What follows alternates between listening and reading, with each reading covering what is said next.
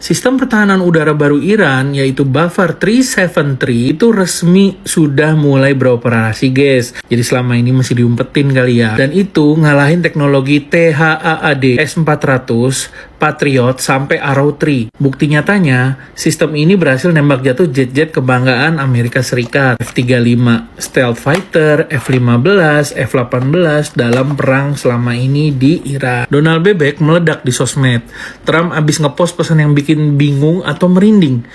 Nih ya, Selasa tuh hari kiamat. Trump bilang hari Selasa 7 April bakal jadi Power Plant Day, yaitu hari pembangkit listrik, dan Bridge Day, yaitu hari jembatan di Iran. Artinya target utamanya udah jelas. Mereka akan ngelumpuhin total listrik sama akses perjalanan darat logistiknya Iran. Dia kasih peringatan keras kalau lu nggak buka Selat Hormuz sekarang juga, kalian akan tinggal di neraka, kata Trump. Trump sampai pakai kata-kata kasar, open the fucking strait, sama you crazy bastard. Ini level emosi presiden yang udah di puncak di ubun-ubun, gengs. Dan sarkasmenya di terakhir tuh, praise be to Allah. Yang paling aneh, nutupnya tuh pakai kayak gitu. Itu sindiran atau provokasi tingkat tinggi level Trump, bikin suasana panas. Meskipun statusnya belum 100% konfirmasi, take with grain of salt aja ya guys ya.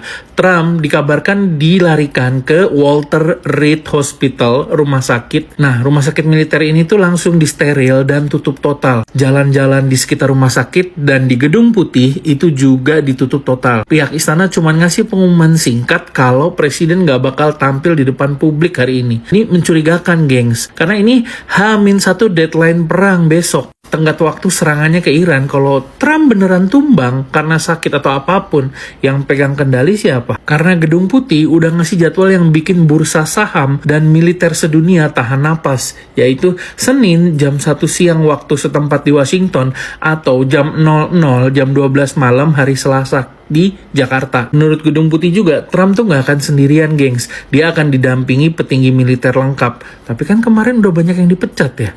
Ini biasanya sinyal kalau keputusan ini diambil berkaitan sama tombol merah atau nuclear football atau operation skala besar. Dan jadwal ini pas banget sama deadline serangan ke Iran yang udah di-announce tadi. Apakah ini akan perang total full scale war atau kejutan diplomasi gara-gara tekanan radiasi Bushehr dan kapal selam Rusia yang nanti gue bahas. Dan ini nasib dunia ini di tangan si Donald Bebek nih. Pengumuman jam 1 siang tuh bakal nentuin harga minyak, nasib ekonomi global, dan apakah PD3 beneran pecah telur atau enggak. 3 spekulasi dari open source intelligence. 1. Trump nekat lanjutin invasi darat dan udara meskipun ada ancaman nuklir dari Rusia. Opsi kedua, mundur. Trump lebih milih negosiasi ulang karena kondisi kesehatannya, rumor rumah sakit tadi, atau karena resiko radiasi yang bisa ngebunuh pasukan Amerika Serikat sendiri serta negara-negara di Teluk. Dan opsi ketiga yang terakhir, kasih waktu cuman beberapa jam lagi buat Iran nyerahin diri sebelum bener-bener diratain. Iran pun udah masang pagar baja di pertahanan udaranya mereka. Mereka udah mempersiapkan rudal S-400 dan S-500 pemberian dari Babang Putin Rusia di daerah Isfahan. Ini benteng maut buat pasukan jet tempurnya Mama Rika, gengs. Hanya butuh waktu 30 hari buat Iran untuk menghapus pangkalan Mama Rika yang bercokol selama beberapa dekade di kawasan Timur Tengah. Gengs, lihat ya nih berapa banyak. Yang mau lihat menghitung di pause saja. Sekarang jadi segini.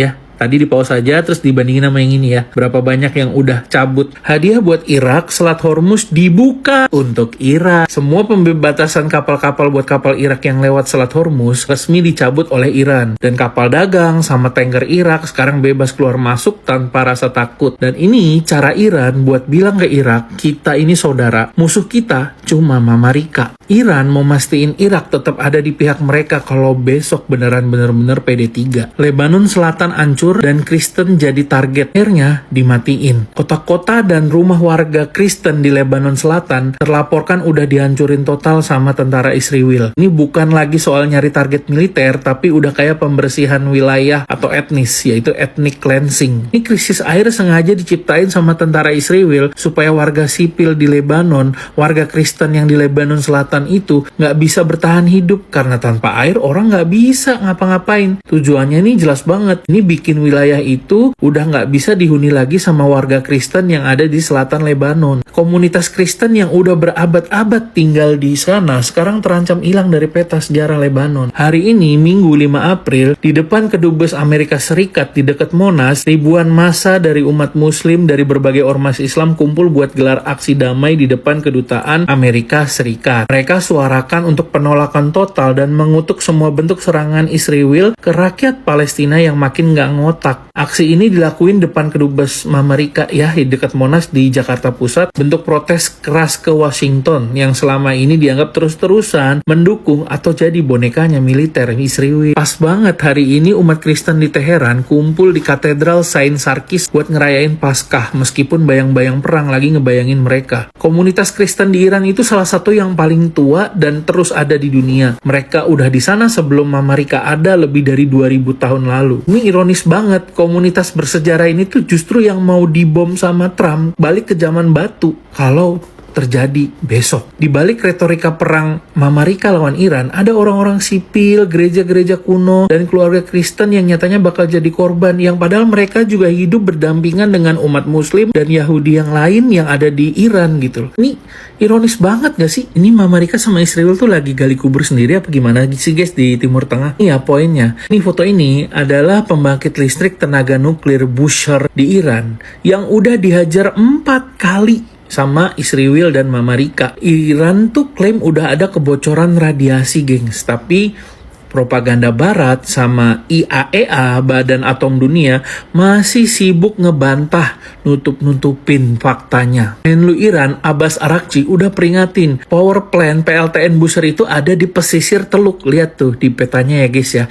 Angin sama arus laut bakal bawa radiasi ke UEA, Qatar, Bahrain, Kuwait, sama Saudi Arabia, malah bukan ke Teheran. Dan ini bisa bikin kiamat air minum. Kenapa? Karena negara-negara Arab itu 40-99% air minumnya dan air kehidupannya itu nyaring desalinasi dari air laut di Teluk Persia itu. Kalau air teluk kena radiasi, 60 juta orang di sana bakal kehausan permanen. Dan bukan cuma warga lokal, tapi tentara Amerika sendiri di pangkalan militer yang masih ada di sana itu terancam kena debu radioaktif, dan itu mereka bakal kena kanker, bakal kena penyakit-penyakit aneh. Niatnya mau lumpuhin Iran tapi malah bikin negara sekutu GCC tuh nggak layak huni. Dan udah banyak banget foto beredar di internet soal kerusakan parah di PLTN Bushehr, makanya susah banget ditutup-tutupin gitu loh. Tapi propaganda barat tuh masih aja menyangkal itu. Ini tuh bukan perang taktik, tapi ini kegilaan total. Kalau radiasi ini nyebar, Amerika nggak cuma musuhan sama Iran, tapi bakal dibenci seluruh dunia. Ribuan orang di Tokyo kompak teriak down with America, down with Israel, sampai free Palestine. Mereka udah benar-benar muak sama situasi perang yang makin gak ngotak. Itu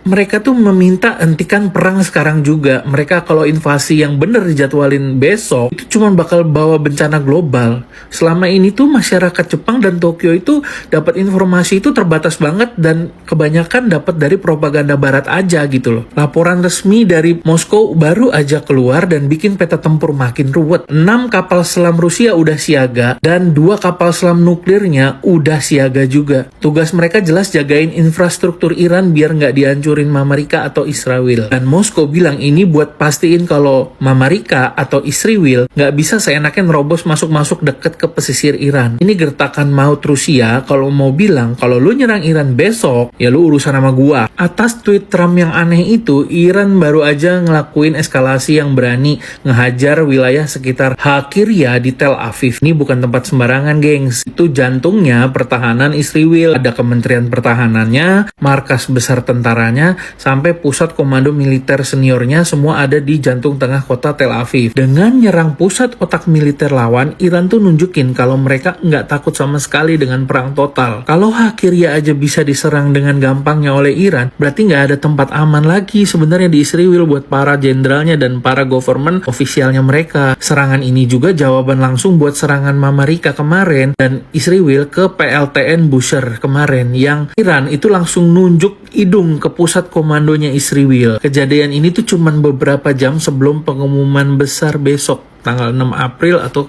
di kita jam 00 hari Selasa malam. Trump pasti bakal ngamuk mungkin ya di konferensi pers tadi. Ini aja baru pembangkit listrik tenaga nuklirnya Iran kalau beneran dibom dan hancur dan radiasinya menyebar. Bayangin kalau emang beneran menggunakan roket atau misil nuklir dan perang nuklir terjadi di mana-mana di sana. Guys, gue mau minta tolong. Kalian ini manusia, kita ini manusia, sama-sama manusia. Apapun agamamu, apapun keyakinanmu, yuk berdoa supaya kita nggak jadi PD3, supaya nggak akan terjadi itu kiamat nuklir. Karena apa? Sepertiga dunia di sana itu ada di sana, suplai air bersih dan udara bersih dunia juga ada di daerah sana juga, dan kita berharap saudara-saudara kita di sana, baik seiman atau tidak, tetap selamat. Nggak perlu menjadi sesama agama muslim, nggak perlu menjadi sesama agama yang lain untuk bisa menumbuhkan rasa empati, saling rangkul. Di masa krisis gini kita harusnya bersatu, kita nggak boleh gampang dipecah belah, kita nggak boleh gampang-gampang kena buzzer. Kalian pun mau percaya semua berita dari gue atau tidak, itu terserah kalian. Buat yang nonton selalu VT gue sangat berterima kasih. Buat yang nge-give, gue nggak pernah minta, tapi kalian berhati seperti malaikat, terima kasih.